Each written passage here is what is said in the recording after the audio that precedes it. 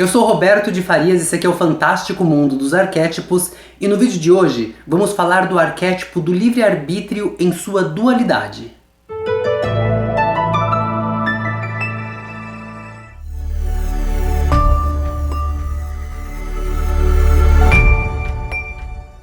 Gente, eu decidi trazer o vídeo de hoje por conta do vídeo que a gente falou na semana passada.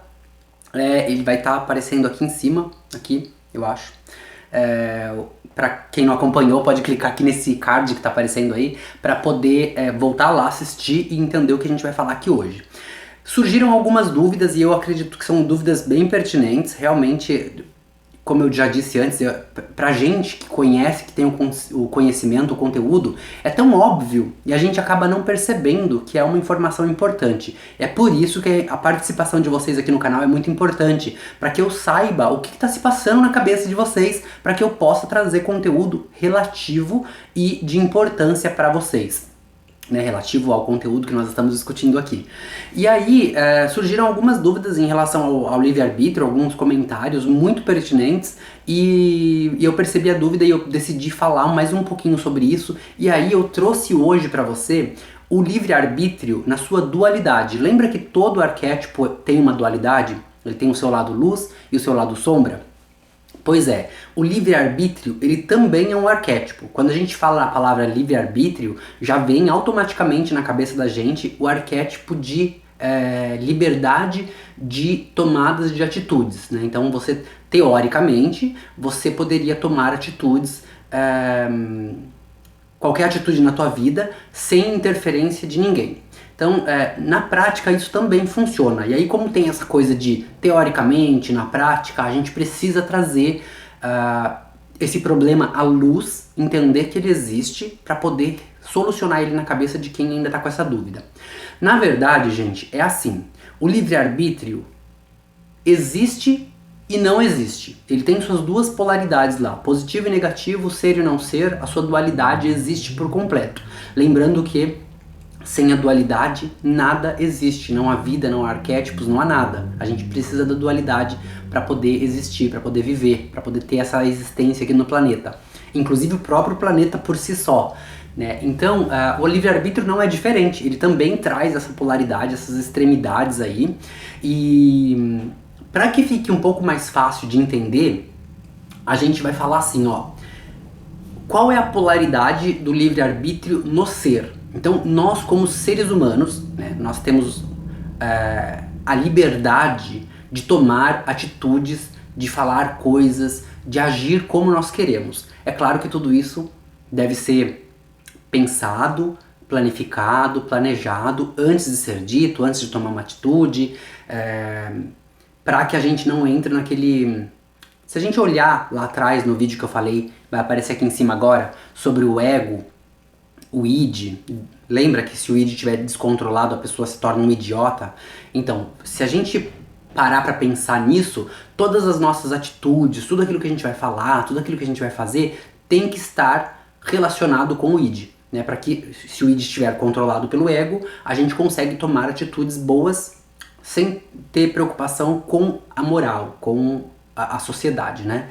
Que é o que mais pega agora no crescimento e expansão das pessoas, porque as pessoas têm aquilo que é moral, tem aquilo que é correto em termos de valores, e tem aquilo que a sociedade acha que é moral e que é correto em termos de valores, e aí a gente não pode falar sobre alguns conteúdos, a gente não pode fazer algumas coisas que seriam coisas naturais, mas a gente não pode porque a sociedade impede. Então tudo isso está em torno aí do id, do ego, para que a gente possa ter uma sociedade mais em paz, né, mais controlada, digamos assim. E aí a gente tem o livre-arbítrio, mesmo com tudo isso, mesmo com a sociedade, com a religião que aliena, com o governo que aliena, com as mídias que alienam, a gente tem o direito de fazer o que quiser e de falar o que quiser, desde que a gente saiba racionalmente que a gente tem que lidar com essas consequências depois, né? Então, se você, por exemplo, sai na rua e mata alguém, você é um assassino. E se você é um assassino, você precisa lidar com as consequências legais. Para isso existe uma prisão, existe todo um processo administrativo que acontece dentro do Estado para que você vá para a prisão e teoricamente saia de lá regenerado, mas a gente sabe que isso não funciona na prática. Então, mas isso já é outro assunto, a gente não vai falar sobre isso hoje. A gente vai falar sobre isso futuramente, provavelmente. E aí, mas você tem esse livre-arbítrio, você pode sair na rua, você pode matar alguém, você pode falar alguma coisa que você não deveria falar. Esse é o livre-arbítrio. Outro exemplo de livre-arbítrio é quando você está numa relação tóxica, por exemplo, né? Vamos supor que você seja uma mulher, que é uma coisa que acontece muito no mundo todo, não é só no Brasil, né?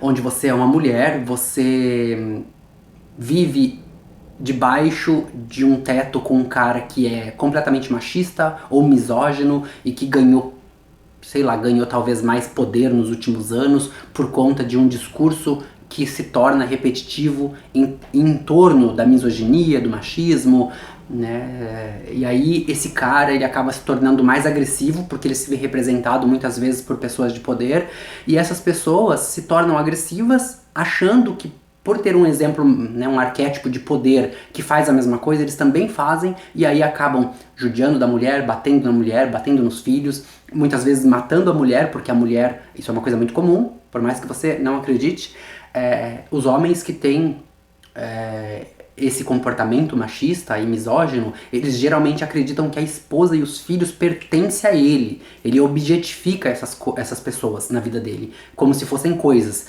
E o grande problema disso é que o ego dele não está conseguindo controlar o id por conta daquilo tudo que ele acredita em volta do machismo, em volta da misoginia, que ele muitas vezes nem sabe que tem, porque vem de lá de trás, né? O pai passou pro filho, o neto, o vô passou pro pai, que passou pro filho, que passou pro neto, que passou pro bisneto, então a pessoa não sabe, porque para ela é tão natural aquilo, que ela não acha que aquilo é um problema, ela nunca nem olhou para aquilo como um problema. Porque aquilo é a realidade que ela conhece. Então, é muito importante que a gente fale sobre isso, porque isso acontece muito. Essa mulher, por mais que ela esteja vivendo num cenário de opressão, ela tem o livre-arbítrio de sair de casa. Assim, é mais fácil falar do que fazer? Claro, com certeza, eu compreendo isso, porque nem todo mundo pode pegar uma mochilinha, colocar as coisas básicas na mochila e sair de casa. Porque muitas pessoas não têm pra onde ir, não tem família, não tem amigos, não tem dinheiro pra comer, não tem absolutamente nada. Então se ela sair dali, ela vai ficar às mercês da rua, né? E isso é uma coisa que acontece muito, gente, acredite. Aí essas mulheres geralmente preferem ficar dentro de casa, mas ela tem o livre-arbítrio, independente disso tudo que eu acabei de falar, ela tem o livre-arbítrio de terminar essa relação tóxica e seguir com a vida dela.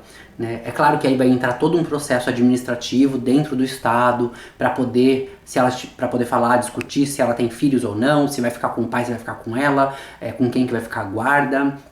Né? Então é toda outra questão administrativa, mas não é disso que nós estamos falando. Nós estamos falando do livre-arbítrio, o poder que nós temos em decidir qualquer coisa da nossa vida. Né? A gente tem esse poder. Eu, por exemplo, eu vou usar o meu exemplo. Eu estava no Brasil, eu vivia no Brasil e eu estava acontecendo uma série de problemas na minha vida. Né? Tudo que eu imaginei que seria a minha vida na grande capital de São Paulo não foi. Né? Foi muita confusão, foi muita bagunça, e eu acho que a falta de maturidade, eu era muito jovem naquela época, né? Tudo bem, eu tinha meus 25 anos, mas com 25 anos, eu que venho de uma história como é a minha história, eu não tinha maturidade nem emocional, nem a maturidade de experiência de vida mesmo para poder tomar as melhores decisões. Então, quando aconteceu todos os problemas que aconteceram na minha vida, foi basicamente como se eu estivesse deixando a vida me levar. Mas eu tive a opção, quando, por exemplo, lá no restaurante, eu tinha um restaurante chinês na zona sul de São Paulo, e nesse restaurante nós fomos assaltados 3 vezes em um ano. E eu desenvolvi psoríase por conta disso, psoríase agressiva no corpo todo. Né? E aí eu tinha o livre-arbítrio de continuar ou a decisão de dar um fim naquilo e fazer o que eu quisesse da minha vida. E a decisão que nós escolhemos foi literalmente pegar tudo aquilo que a gente investiu de tempo e de dinheiro e simplesmente passar pra frente. Como eu olhava aquilo como um problema, porque na época foram muitos problemas, nós fomos sabotados assim de uma forma grotesca com esse restaurante. E como eu via aquilo como um problema e não mais como um negócio, não mais como um business, eu não achava justo vender, por mais que nós tivéssemos investidos mais de 150 mil reais no restaurante, naquela época. Então, assim, era todo o dinheiro que a gente investiu tudo ali, mas eu não enxergava mais aquilo como como uma coisa boa, eu não enxergava mais aquilo como o sonho que era o sonho de ser um empreendedor. Eu enxergava aquilo como um problema, então eu não podia vender para alguém. Eu não posso vender para alguém um problema. Então eu fui atrás de pessoas que tinham interesse em comprar a estrutura que nós tínhamos, a cartela de cliente que nós tínhamos, e nós vendemos literalmente por 20 mil reais só para pagar as contas dos funcionários e poder seguir em frente. E foi com esse dinheiro que a gente acabou, o que sobrou desse dinheiro, que a gente acabou comprando o bilhete, a passagem para vir para o Canadá, futuramente, né, um ano depois. E foi assim que essa foi o meu livre-arbítrio de poder vender, e poder passar para frente uma coisa que estava me fazendo mal.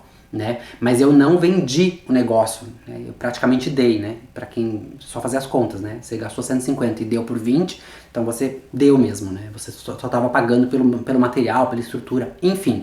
Foi um livre-arbítrio, foi uma decisão que eu tinha. Mas eu podia ter escolhido ficar, eu podia ter escolhido qualquer coisa. Vender, eu podia ter escolhido vender por 150 mil, pelo preço que eu paguei, vender por mais que 150 para fazer lucro em cima daquilo, eu podia. Tudo isso é livre-arbítrio, mas daí entra aquela questão do banco universal. Aquilo que você tira de alguém vira débito, aquilo que você dá para alguém vira crédito. Eu preferi dar para ele para poder ter um crédito no Banco Universal, porque o Banco Universal tem uma conta lá, ele sabe que você pagou, que você trabalhou, que você investiu, que você deu seu tempo, ele sabe tudo isso. E se você passa para frente de graça, digamos assim, o Banco Universal ele fala, opa, aquele cara ali tem um crédito comigo, mais tarde a gente vai precisar pagar para ele. E eu já recebi meu crédito, então eu tô no crédito. Você percebe como que é o livre-arbítrio? Quando você pode utilizar esse arquétipo de diferentes formas para você entender como funciona o livre-arbítrio. Esse é um exemplo, tá? Agora nós vamos para outra extremidade do arquétipo. Livre-arbítrio, mas na extremidade do não ser. Quando que o arquétipo do livre-arbítrio está no não ser, que é no não, é no lado sombra, que é quando a gente não tem controle sobre ele. Lembra que eu falei que o arquétipo tem uma dualidade, ele tem dois lados. Um lado é o lado luz, outro lado é o lado sombra. Um lado a gente tem poder sobre ele, o outro a gente não tem. No poder é aquele que você pode tomar as decisões, você pode sair de casa, você pode ir embora, você pode mudar de país, você pode vender, você pode dar, você tem esse poder. Do outro lado você não pode. Quando que você não pode? Quando está voltado para o lado espiritual, que vem de lá de cima, da Matrix. A Matrix, ela faz tudo programado de uma forma que você não tem controle sobre tudo. Né? Você não tem controle sobre nada, na verdade. É uma coisa que a gente repete sempre, a gente não tem controle nem sobre o ar que a gente respira. A gente puxa para dentro e solta para fora. Não tem como segurar ele lá dentro, senão você morre. Então, nesse quesito, nesse campo do não ser, do arquétipo, do livre-arbítrio, a gente não tem poder. Aí, algumas pessoas comentaram no conteúdo lá desse vídeo que eu passei aqui no começo do vídeo, né, falando sobre... Eles acham que o livre-arbítrio não existe por conta, né? Algumas pessoas escreveram assim, eu acho que o livre-arbítrio não existe, é uma ilusão, né? E não é uma ilusão, a gente tem o livre-arbítrio dentro da nossa experiência. Pronto, fica mais fácil explicar assim, ó. Nós somos seres de luz que estamos na Terra para ter uma experiência terrestre, experiência material. A gente pode tocar, sentir as coisas, certo? Nessa experiência nós temos o livre-arbítrio.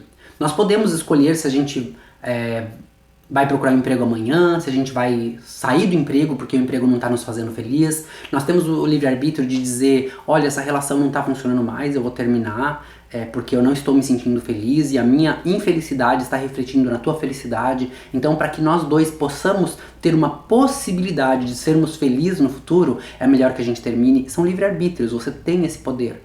Né? Você tem o livre-arbítrio de encontrar um emprego com um salário, onde esse salário vai te ajudar a comprar coisas, mundo materialista, né? Ou Enfim, nossa, os exemplos são, assim, sem fim. Tudo aquilo que você pode ou não fazer é o livre-arbítrio. Independente de você achar que ele existe ou não. Você pode ir procurar um emprego amanhã. Você pode cometer um crime. Né? Lembrando que a gente vai pagar as consequências, tá? Isso é uma coisa muito importante que a gente não pode deixar passar. Todas as escolhas dos seres humanos existe uma consequência. A lei da ação e reação. Não existe ação e reação, é o mesmo arquétipo, só que eles estão em polaridades diferentes. Um é a ação, você faz, e o outro é a reação daquilo que você fez. Na verdade, assim, ó, o arquétipo da ação é ação e inação. Um está acontecendo, o outro não está. Então, às vezes é, às vezes não é. E a reação é um arquétipo de resposta da ação. Então, tem a reação e a não reação. A não reação, a gente vai falar sobre isso futuramente, senão vai dar um nó na cabeça de vocês agora. Mas só para vocês entenderem o que eu tô falando, tá? E aí a gente tem todas essas liberdades de tomar todas essas decisões como livre-arbítrio. Nós temos o livre-arbítrio de decidir as escolhas que nós queremos para a nossa vida. Nós não temos o livre-arbítrio, por exemplo, de... vamos supor que aquilo que eu disse no vídeo sobre o livre-arbítrio, de que nós estamos vivendo numa prisão, por exemplo. Nós não temos escolha sobre isso, se aquilo for uma realidade. Eu não tô falando que é, tá, gente? Isso é uma crença minha. Quando eu disse que nós estamos vivendo numa prisão, aqui no planeta Terra é uma prisão, onde a maioria das pessoas estão dormindo, né, elas não estão ativas mentalmente, emocionalmente, elas não estão maduras emocionalmente.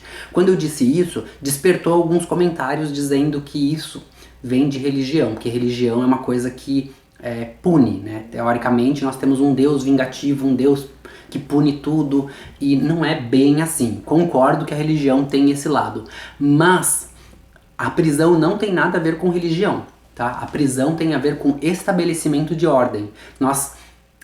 Existe um senso dentro da gente de, eu acho que é captivitude que fala em português, eu não vou saber falar agora em português, mas eu acho que é captivitude, que é capturar aquilo que te faz mal e isolar aquilo que faz mal.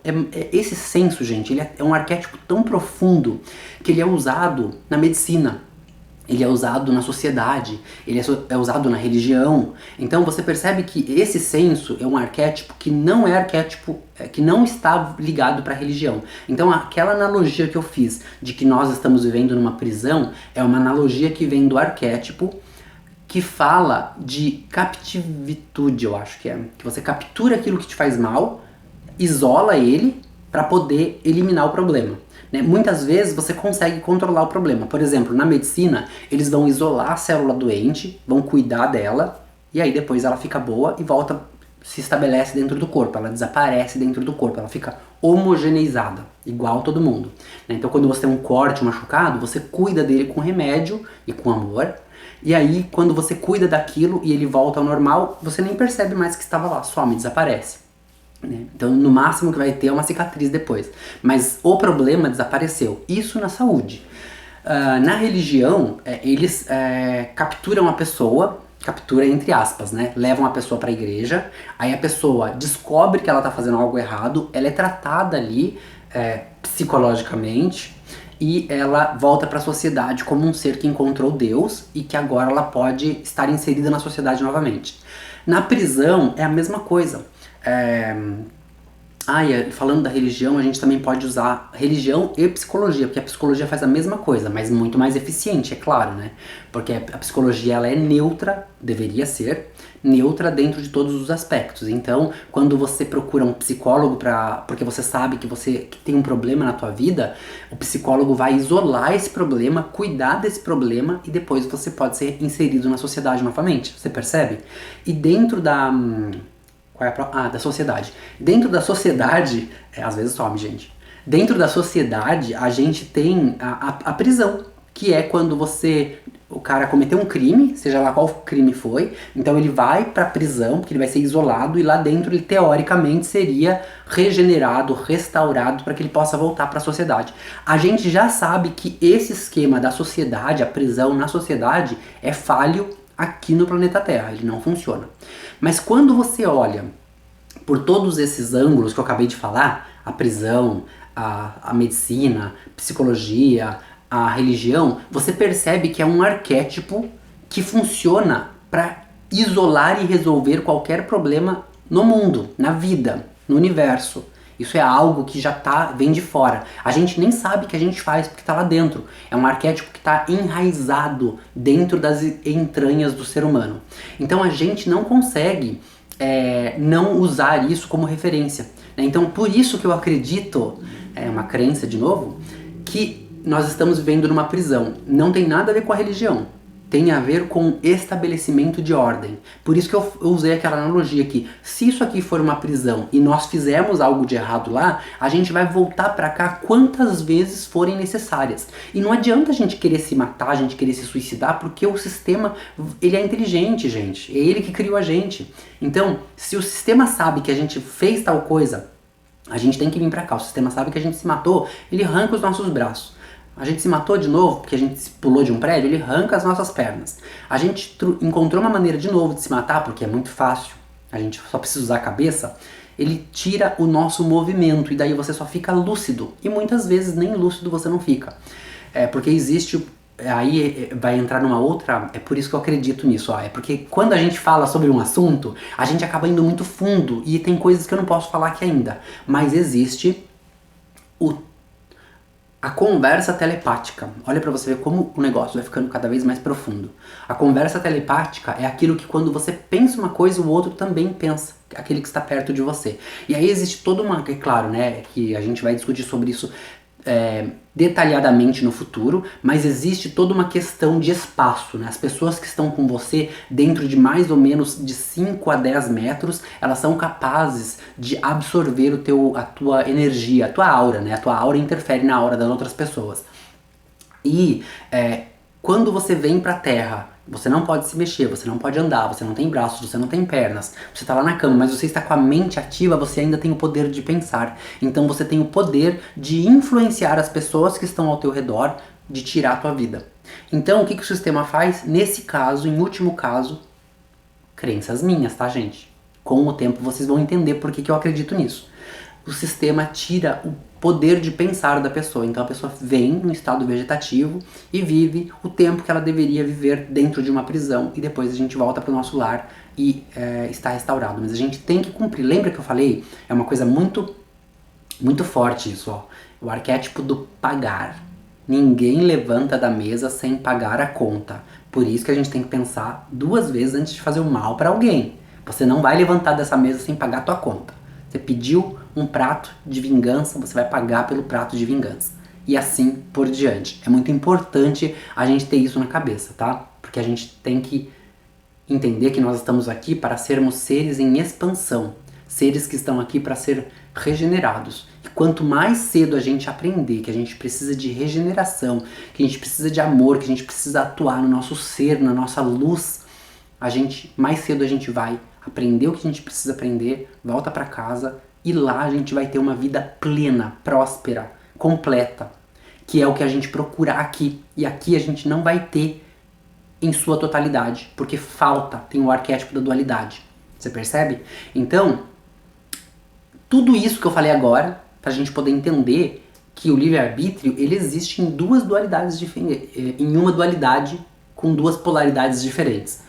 Na polaridade do onde você pode e na polaridade do onde você não pode. Você pode tomar qualquer decisão na tua vida sabendo que você vai atuar com as consequências, a lei da ação e da reação.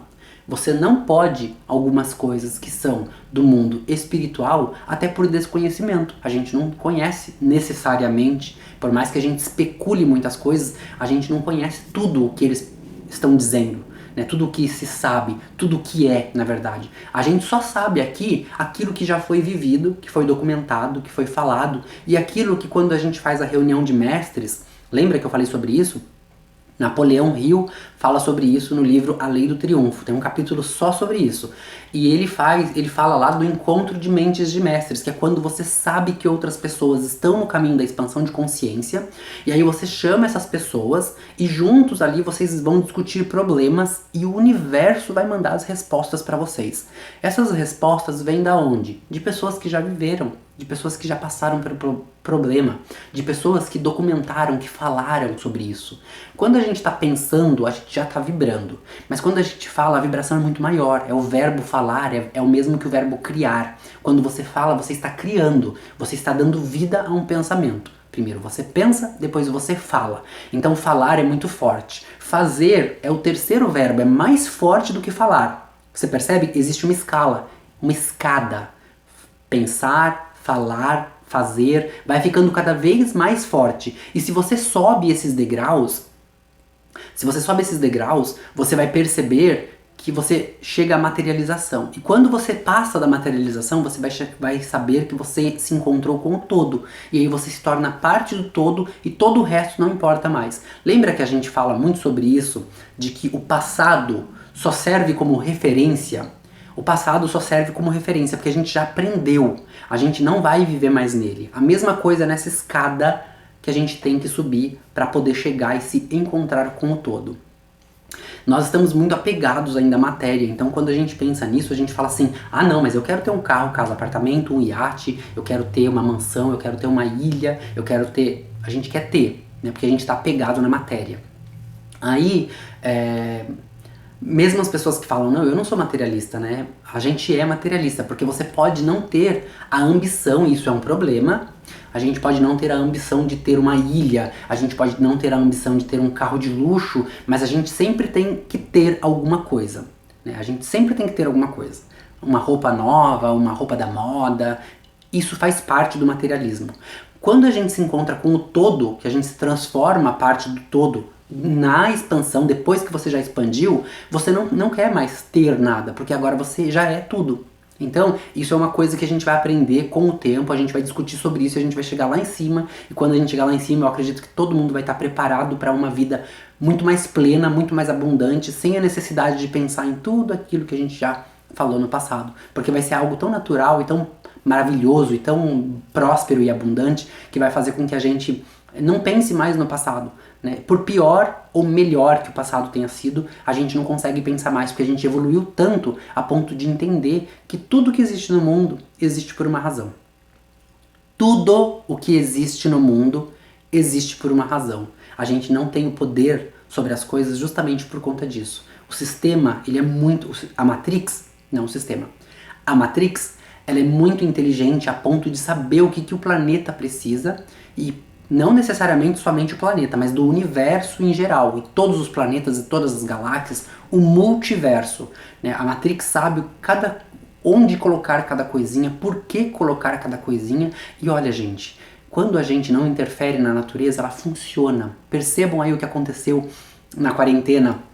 Lá no início da quarentena, agora eu não sei como que tá mais porque eu não tô acompanhando, mas lá no início da quarentena, a natureza se recuperou de uma forma muito rápida. Em apenas 30 dias, a natureza fez coisas maravilhosas. Então a natureza sabe o que fazer. É a gente que tem o ego enorme e acaba interferindo nesse caminhar aí da natureza e não permitindo que ela faça o que deveria fazer. Porque nós não estamos deixando o nosso ego trabalhar. O ego na sua polaridade do ser. Lembra que o ego é um arquétipo, ele tem duas polaridades, o ser e o não ser, e o ser do arquétipo é o ser que vai te ajudar a crescer, que vai te ajudar a evoluir, que vai te ensinar o teu verdadeiro valor, quem você realmente é, o que você precisa fazer para você dar o melhor daquilo que você é, sem precisar mudar quem você é. Falando de novo da originalidade, tem tudo a ver com o ego, gente. Quando você descobre quem você é, pega aquela essência sua que ninguém no mundo tem, e aí você usa aquilo a teu favor, você coloca aquilo dentro da tua profissão, dentro da tua casa, dentro da tua família, dentro dos teus amigos, do seu círculo,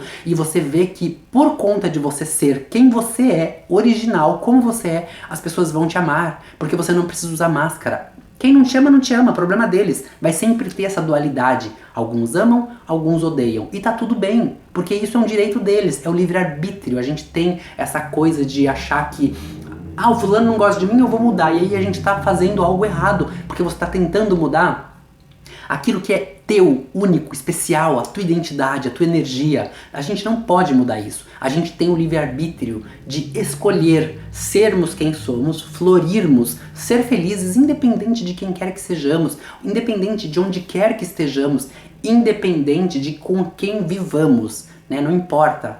não, independente da idade que temos. Nós temos uma octogenária assistindo o canal aqui e ela tá adorando o conteúdo e participando super, colocando comentários em todos os vídeos, ó.